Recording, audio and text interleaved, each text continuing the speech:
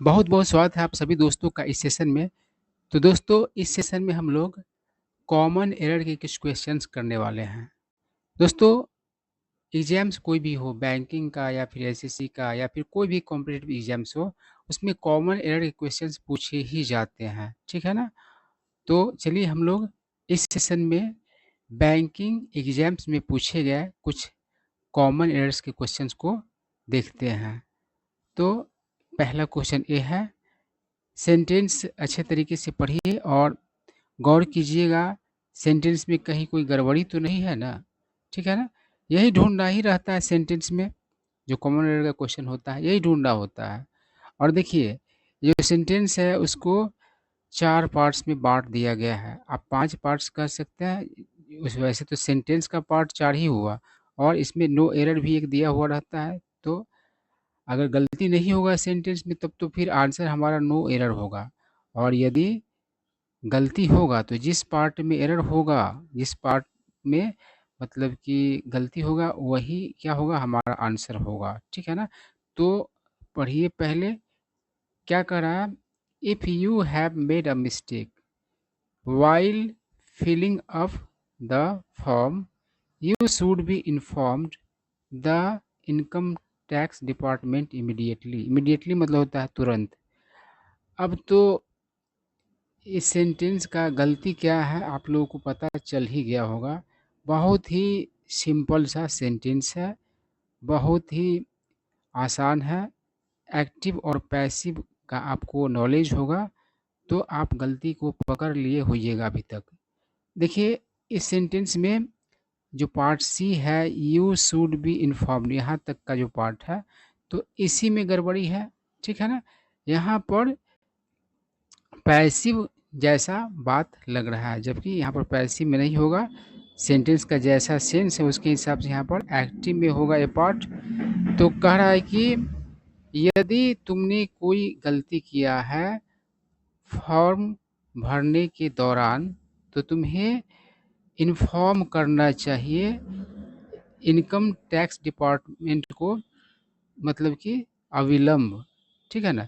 और यहाँ पर जो दिया हुआ है यू शुड बी इन्फॉर्म्ड, तो इसका मतलब हो जाएगा कि तुम्हें सूचित किया जाना चाहिए, ठीक है ना। तो यहाँ पर बात ये लग रहा है कि तुम्हें सूचित करना चाहिए, है ना कि तुम्हें सूचित किया जाना चाहिए, ठीक है ना। तो पैसिव में नहीं होगा, एक्टिव में होगा। तो पार्ट सी में एरर है।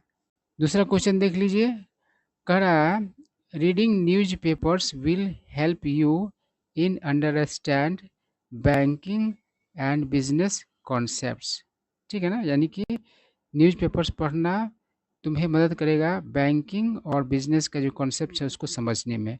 तो आसान बात है, यहाँ पर अंडरस्टैंड ना होकर के अंडरस्टैंडिंग होगा, ठीक है ना।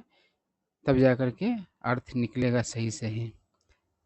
अगला क्वेश्चन है, government departments should share information with one another so that का मतलब होता है ताकि, they records are up to date.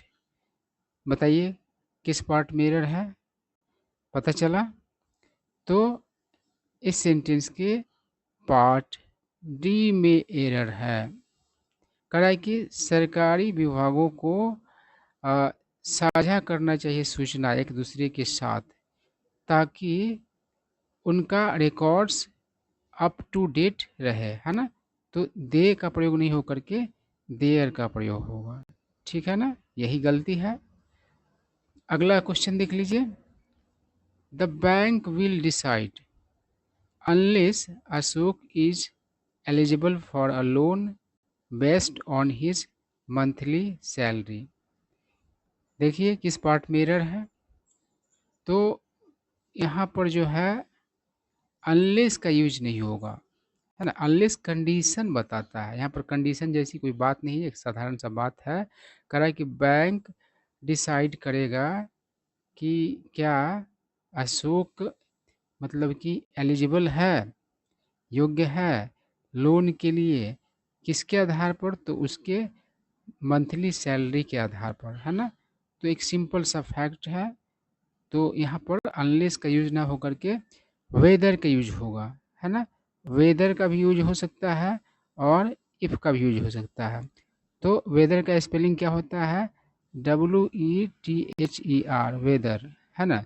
तो चॉइस बताता है। और ये जो मौसम वाला वेदर होता है तो उसका स्पेलिंग क्या होता है, WE, उसके बाद ई के बाद ए होता है ना। और ये जो वेदर है, ये मौसम वाला जो वर्ड होता है इंग्लिश का, उसका स्पेलिंग नहीं है, ठीक है ना। इसका मतलब होता है क्या, मतलब कि चॉइस बताता है, ठीक है ना। तो जैसे हम लोग कहते हैं ना, I don't know whether he is happy और सैड, मतलब मुझे नहीं पता है कि वह खुश है या फिर उदास है, तो वो सीन्स मतलब कि बताता है वेदर। या इफ़ का भी यहाँ पर यूज हो सकता है अनलेस की जगह पर। तो यही दिक्कत है यहाँ पर। दिक्कत क्या है, तो आप लोगों को पता चल गया होगा कि यहाँ पर अनलेस का यूज नहीं होकर के वेदर का यूज होगा, ठीक है बात।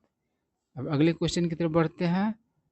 क्या कह रहा है, the power supplying in many states has been badly affected because of the shortage of coal. Shortage मतलब किल्लत, कमी, और कोल मतलब कोयला होता है, आप लोगों को पता ही है। तो बताइए किस पार्ट में एरर है। एक बार देखने से तो एरर पता चल जा रहा है।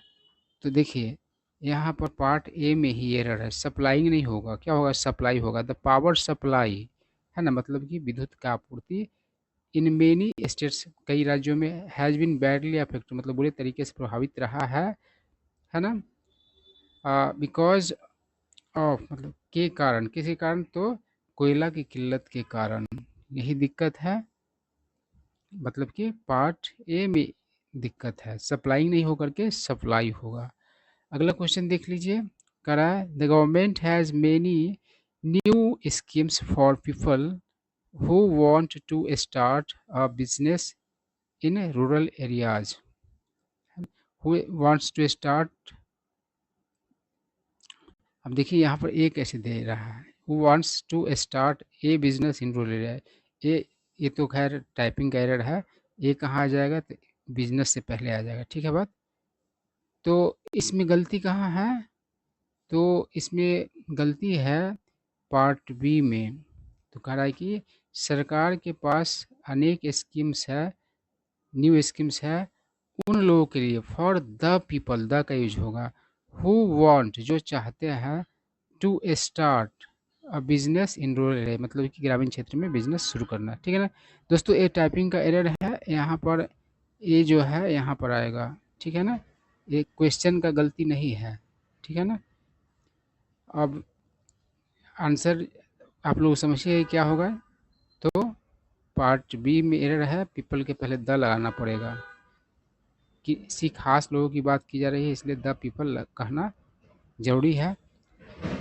एक क्वेश्चन है, द रेट ऑफ इंटरेस्ट यानी कि ब्याज का दर, ऑफर्ड बाय बैंक्स यानी कि बैंक्स के द्वारा ऑफर किया गया, to customers who had savings bank accounts, was decided by RBI earlier, ठीक है। तो सारा का सारा मामला पास्ट का लग रहा है। और यहाँ पर दिक्कत किस में है, तो पार्ट डी में गलती है, अर्ली नहीं होकर के क्या होगा, अर्लियर होगा, है ना। यानी कि पहले की बात कर रहा है, अर्ली मतलब जल्दी होता है, सवेरे होता है, लेकिन यहाँ पर पहले वाले समय की बात कर रहा है, तो उस सेंस में भी अर्ली का कॉम्परेटिव का यूज किया जाएगा तो अर्लियर हो जाएगा, ठीक है ना। उसके बाद एक क्वेश्चन देखिए, to provide more such facility to its workers, the company is planning to build schools and parks in the township, ठीक है ना। बताइए किस पार्ट में एरर है, तो सीधा सा एरर दिख रहा है, गलती दिख रहा है किसमें, तो पार्ट ए में। यहाँ पर फैसिलिटी नहीं होकर के फैसिलिटीज होगा। कह रहा है to provide more such facilities, more कह रहा है तो और अधिक का बात हो रहा है, प्लूरल का सेंस लेगा ना, तो सच फैसिलिटीज होना चाहिए, ठीक है ना। तो यही एरर है पार्ट ए में। 9 नंबर क्वेश्चन देखिए, अगर every year this IT company conducts training programs for employees so that they learn new skills. I think इस क्वेश्चन में कोई भी गलती नहीं है, कहीं से भी दिक्कत नहीं लग रहा है, सही है। इसलिए नो एरर जो है ए वाला ऑप्शन हो जाएगा, ई वाला ऑप्शन हो जाएगा।